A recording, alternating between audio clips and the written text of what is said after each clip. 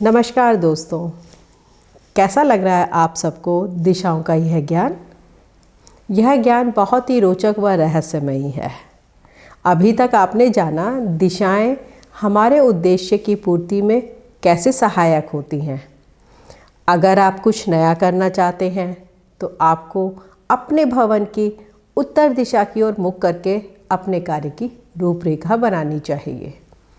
यदि आप अपने किसी लक्ष्य या उद्देश्य में सफल होना चाहते हो तो आपको अपने भवन की पश्चिम दिशा की ओर मुख करके अभ्यास करना चाहिए। और अगर आप अपने अभ्यास को प्रगाढ़ करना चाहते हैं, बहुत अच्छी प्रैक्टिस करना चाहते हैं, तो आपको दक्षिण की ओर मुख करके अभ्यास करना चाहिए। यदि आप अपनी सोसाइटी, समाज, संगठन या कहीं कोई महत्वपूर्ण स्थान प्राप्त करना चाहते हैं तो आपको अपने भवन की पूर्वी दिशा की ओर मुख करके काम करना चाहिए। तो है ना रोचक, अलग अलग उद्देश्य, अलग अलग दिशाएं, है ना मज़ेदार। तो आइए आज जानते हैं दक्षिण दिशा के बारे में। जैसे पिछली सीरीज़ में आपने जाना कि पूर्वी दिशा संपर्कों की दिशा है। यह दिशा जगत से संपर्क करवाती है। ठीक उसी प्रकार दक्षिण दिशा का भी अपना एक एट्रीब्यूट है, अपना एक गुण है, धर्म है, और वह है आराम देना। जीवन में शांति, अमन, चैन की अवस्था को बनाए रखना कितना ज़रूरी है हमारे जीवन में। शांति, हम सब चारों ओर शांति को ही तो ढूंढ रहे हैं, लेकिन एक सामान्य व्यक्ति के लिए आराम का क्या अर्थ है? अच्छी तरीके से सोना, अच्छी आरामदायक नींद लेना। अच्छी नींद के बाद ही तो हमारा शरीर ऊर्जावान होकर कार्य करने को प्रेरित होता है। तो इस दिशा में शारीरिक आराम के साथ साथ मानसिक आराम भी काउंट किया जाता है। तो इसीलिए तो भवन में मास्टर बेडरूम ज़्यादातर इसी दिशा में बनाने की सलाह दी जाती है।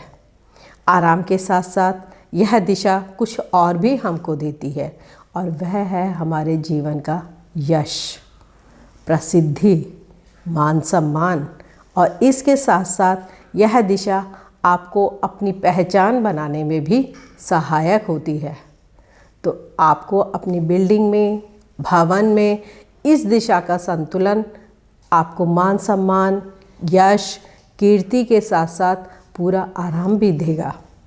इसके विपरीत इस दिशा में अगर असंतुलन यानी अव्यवस्था आ जाए, सामान का अव्यवस्थित तरीके से रखा जाना ये ज़्यादातर होता है।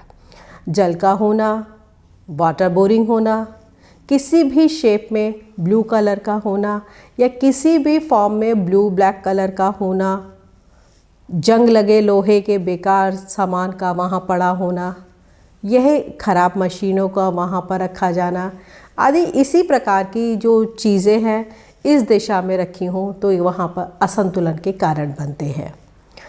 यदि ऐसा ही आपके साथ आपकी वर्कशॉप, फैक्ट्री या किसी व्यापारिक स्थल पर या कार्यस्थल में हो रहा है तो आप अपने कार्य में कभी भी शीर्षस्थ नहीं हो सकते। अपने उत्पाद की कभी भी उच्च स्तरीय पहचान नहीं बना पाएंगे। यदि आप ऐसा कर रहे हैं तो तुरंत अपने भवन, अपनी वर्कशॉप, अपनी फैक्ट्री को व्यवस्थित कीजिए और फिर देखिए कैसे आप अपने उत्पाद की गुणवत्ता में सुधार महसूस करते हैं। और कहीं अगर आप घर में बेवजह चिड़चिड़ाहट बढ़ा रहे हैं या चिड़चिड़े हो रहे हैं और अक्सर ये कहते हैं, शिकायत होती है आपकी कि मुझे तो घर में चैन ही नहीं मिलता, तो समझ लीजिए आपके घर का साउथ डायरेक्शन में कहीं ना कहीं असंतुलन आ गया है, जिसके कारण आपका व्यवहार, आपके गुण बदल रहे हैं।